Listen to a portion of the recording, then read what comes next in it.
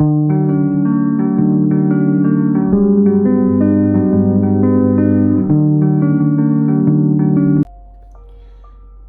everyone, welcome back to my channel, The Little Effort. Today we will continue with Days at the Morisaki Bookshop. Part 2, let's get started. 2 weeks later, I was standing in Jimbocho Station. How had it come to this? In an instant, my life had changed so quickly that I was still reeling from it. After the conversation with my uncle, I had a phone call with my mother. What will it be? She asked. Come back to Kyushu or go to Satoru's place? I reluctantly chose my uncle's. I knew that if I went back home, I would probably be pushed into an arranged marriage, and I would never come back here again. After all the trouble I had gone through to move to Tokyo, I couldn't stand the idea of going back like that and admitting that it all had been a total failure. Being outside for the first time in a long while, I felt unsteady on my feet, but I made it to Jimbocho on the train somehow. Yet the moment I came above ground from the subway, I felt fierce sunlight bearing down on me. The rainy season had completely given away to summer while I was asleep. Above my head, the sun was glaring down at me like a teenage boy. When I had quit my job, the real heat of summer still seemed far away. It made me a little sad, even the seasons were betraying me. This was the first time I had ever been to Jimbocho. My grandfather's house was in Gunitachi, an hour to the west, so we didn't have much reason to come here. For a moment, I stood at the traffic signal at an intersection, turning around and around, trying to take everything in. It all looked so strange. I saw a main avenue, which my uncle had told me was Yasukuni Street, and all along it on both sides were rows of bookshops. Everywhere you turned, there was another bookshop. Now, normally, one would be enough for a street. Here, however, the majority of the stores were bookshops. While your eye might have been drawn at first to the bigger ones like Senseido and Shoshin, what really stood out were the small used bookshops. Seeing them all in a row together had its own subtle impact. On the other side of the street towards Suidobashi, there were a few large office buildings, but they only ended up making the place seem even more bizarre. Still confused, I crossed an intersection that was crowded with salarymen on their lunch break and walked down the street of bookshops. Following my uncle's directions, I left the main road and turned into a little back street called Sakura. This brought me to an area of second-hand bookshops. I murmured to myself, this is a wonderland of second-hand books. As I stood there getting broiled in the hot sun, trying to figure out how I was going to find my uncle's store, I noticed a man looking my way, waving his hands in the air. His hair was messy. He was wearing black, thick frame glasses, and he was so skinny and small that he seemed boyish. He had thrown on a short-sleeved checked shirt, loose cotton pants, and some sandals. I definitely recognized that look. It was my uncle Satoru. His whole face lit up as he said, "Hey Takako, that is you after all." Up close, I could see my uncle had aged a lot. There was no hiding the deep wrinkles around his eyes. His skin, once as white as some ill-fated damsel in a fairy tale, was now marked by a phenomenal number of sunspots. But behind his glasses, you could see the strange childlike glint in his eye. "Were you waiting for me out in the front of the store all this time? I thought it was around when you would show up," You know, the whole area is just one secondhand bookshop after another, and I figured I can't have you getting lost, right? So I came out to wait for you. All this time I was expecting a schoolgirl in uniform, but at some point I guess you must have grown up. It made sense. The last time I had seen him, I was in my first year of high school. We had come up to Tokyo for the first anniversary of my grandfather's passing. It had been almost 10 years since then. He was still the same though. He might be over 40 now, but he still had that same breezy way about him. He was the exact opposite of anyone's idea of dignified man, which was something I absolutely couldn't stand about him when I was a teenager. I was so sensitive then about gauging the distance between other people and me. After I stopped staring at my ankle, I turned to look at the storefront. So this is the shop my grandfather started? I stared at the shop with its sign that read Morisaki Bookshop, specializing in literature of the modern era, and felt a little moved by the sight. Even though I had never met my grandfather, I still thought it was a pretty big deal that my uncle was the third generation in our family to carry on the tradition. The shop was about 30 years old, but it looked like something from an earlier era. Through the glass doors of the little two-floor wooden building, you could see the books crammed together. The original shop was on Zuren Street back in Taisho era. Of course it's gone now, so I guess this is sort of the second Morisaki bookshop.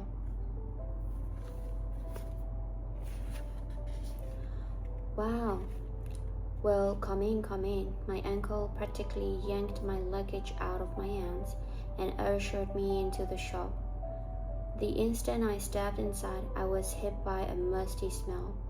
I accidentally said the word musty out loud. My uncle laughed and corrected me. Do me a favor and try to imagine it as the dampest after the morning rain. Everywhere you looked, there were books. In this small room that barely saw the sun, everything seemed suffused with the scent of the Showa era. Paperbacks and hardcovers were packed tightly on the well-organized bookshelves. The larger collections of complete works were piled up in the stacks along the wall. Even the area behind the little counter with the register was full of books. If there were ever a big earthquake, it would undoubtedly all fall down, and you would be buried beneath the avalanche of books. How many books do you have here? I asked, half in shock. I would say roughly about 6,000. 6,000? I shrieked. This place is small, so that's pretty much the limit. What does that mean, specializing in literature of the modern era? We concentrate on modern Japanese authors. Come here, look. At my uncle's urging, I scanned the spines of the books lined up on the shelves. There were authors whose names I recognized, like Yunosuke Akutagawa, Suseki Natsumi, Ogai Mori, but mostly it was authors I had never heard of before. And the ones I had heard of, I only knew from what I had read in class in high school. So, you collect books from all these authors? I said. My uncle laughed. Most of the bookshops around here deal primarily in one specific field or type of book. There are stores for scholarly books. There are stores that only handle scripts for plays. There are also some more unusual shops that only deal in stuff like old postcards and photographs. This neighborhood has the largest concentration of secondhand bookshops in the world. In the world? Yeah, because back in the Meiji era, at the end of the 19th century and the beginning of the 20th, the neighborhood was a center of culture, and it was loved by cultured people and writers. The reason there are so many bookstores is that they built a lot of schools in the neighborhood in that era, which meant there was suddenly all these stores selling scholarly books. It goes that far back? Oh yeah, and that history continues uninterrupted to the present year. Writers like Ogai Mori and John Ichiro Tanizaki wrote novels set here. Now lots of tourists from overseas came. He was talking about it with so much pride, it was like it all belonged to him. I have been living in Tokyo, but I didn't have the slightest idea about this place, I said, frankly impressed. Honestly, that response from my uncle to my little question impressed me too. For someone everyone in my family thought was just drifting aimlessly, someone who never looked for the real job, he seemed to know a lot. It reminded me that back when I would go see him, when I was young, his room was always filled with difficult books of history and philosophy. Next time you should wander around a bit, check out the area. There are lots of interesting places. Let's leave it till another day though. Let me show you to your room first. The second floor is buried in books from the rest of the collection, but the room is big.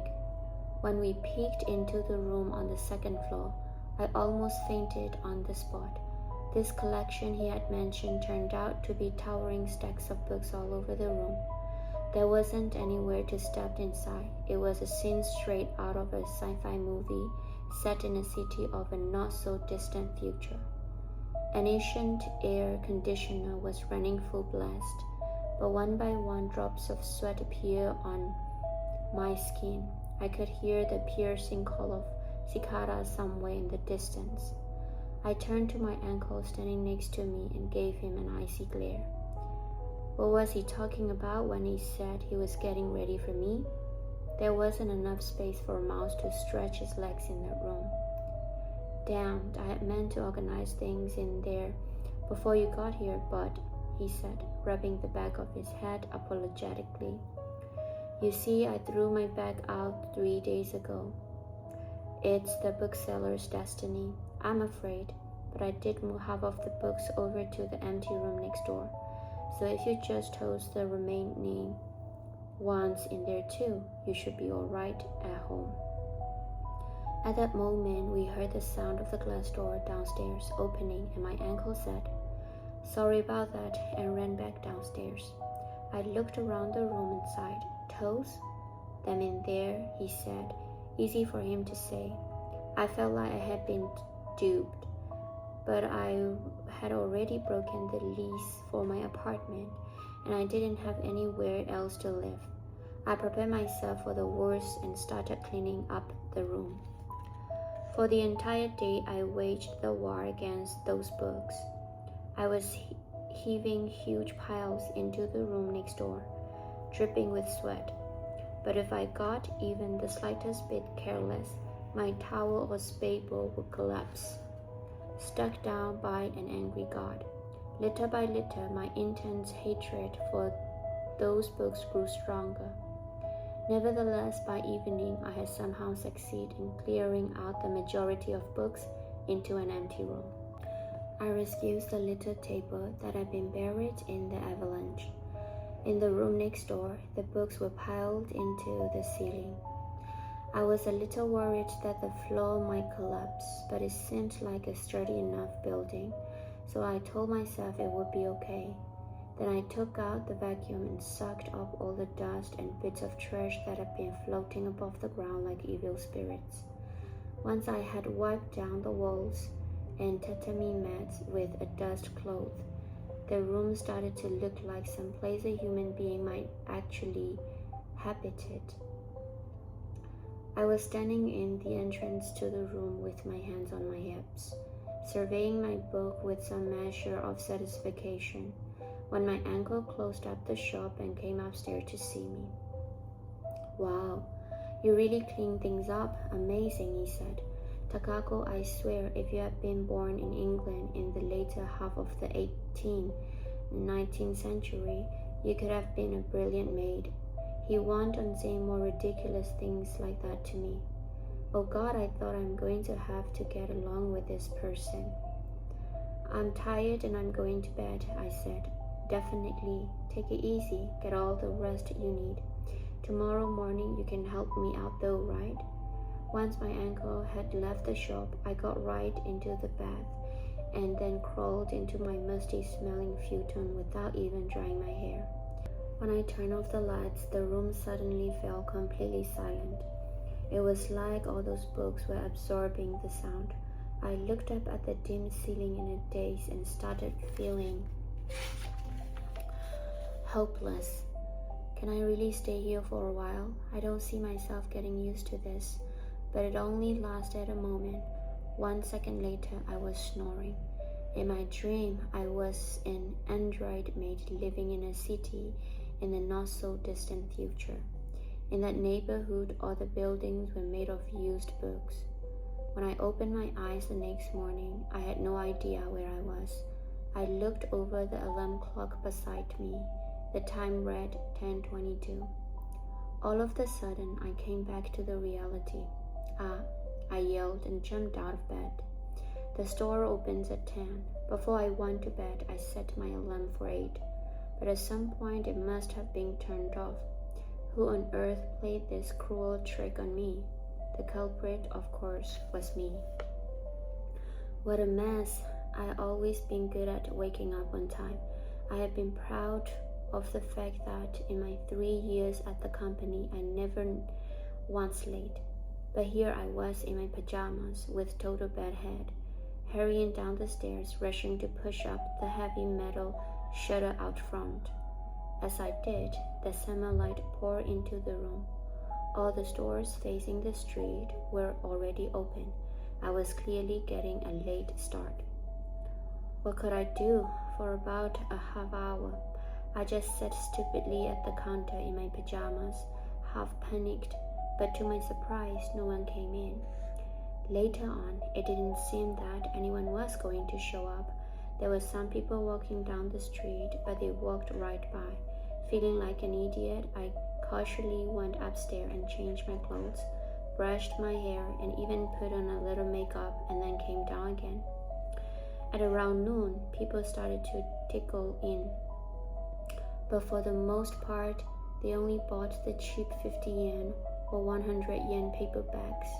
I found myself worrying whether the shop was going to make it. After stifling about 30 yawns, I dozed off a couple of times. Around 1, a middle-aged man turned up. He was short and stout and spectacularly bald. As soon as he saw me sitting behind the counter, he did a double take. What? Where's Satoru? More importantly, who are you? Did they hire a girl who worked part-time? But this place can't afford to hire anyone, can it? He hit me with one question after another. How could I describe him? He was the kind of middle-aged man who didn't hold anything back. My uncle will be coming in around 2. I'm his niece, Takako. I'm sort of part-time, I suppose. I'm working for room and board. As the shop's financial situation, I'm afraid I'm not familiar with the details. As I ran through my replies, the man studied me carefully with the look of deep interest. Oh wow, he said. How did I not know that all this time Satoru had a cute young niece? I flashed a sweet smile. It was lucky for me he hadn't seen my shameful appearance in this morning. Maybe he was sweet, old guide after all. He seemed pleasant enough, and what's more, he had good taste. So I was thinking about reading Naoya Shiga again. It's been a while. You know how my wife threw out most of mine a while ago? He wandered around the bookshelves as he talked. How should I know what happened with his wife? I just met him today. Where are they again? Where are what? The Naoya Shiga books. They are probably somewhere around there. The man suddenly gave me a stern look as if he were trying to evaluate me. Are you the reader? Definitely not. In the instant I answered, my middle-aged companion transformed into a demon. His eyes lit up as he glared at me. That is one his diatribe began. Good grief, young people today, they don't read books anymore. They just play computer games, it's hopeless. And even if they do read books, it's just manga or these shallow little stories on their cell phones. Even my son, he's almost 30 and he still just plays video games all the time. Is that okay? You think so? Absolutely not. They are only seeing the surface of things, and if you don't want to be a shallow person, then you should try reading some of the wonderful books in this place. The man went on and on talking like this. When he finally went home, it was almost an hour later. In the end, his monologue went on so long that he left without buying anything. I was getting exhausted too. When my uncle showed up half an hour, for a moment he seemed like my savior. How was your first day? Any trouble? He said. As he asked the question, he went straight to check the account ledger for the day. No, I said wearily. But the little afternoon, the guy came in. It was as if his head was a dandelion and all the fuse blew away except for the sides. He talked a lot. It's Abu. He's been a regular here for about 20 years. I laughed in spite of myself. The name Sabu fit him perfectly. That guy, what can I say? He loves the great writers of Japanese literature from the bottom of his heart. But he's a talker. I get trapped sometimes too, but if you make a little tea and nod and say oh and ah a little bit, he goes home. I thought there's a lot to the service industry. Even the notion of the regular customers seem like a rare thing these days. By the way, Uncle, I said, remembering my biggest question of the day. What is it? Is the shop okay?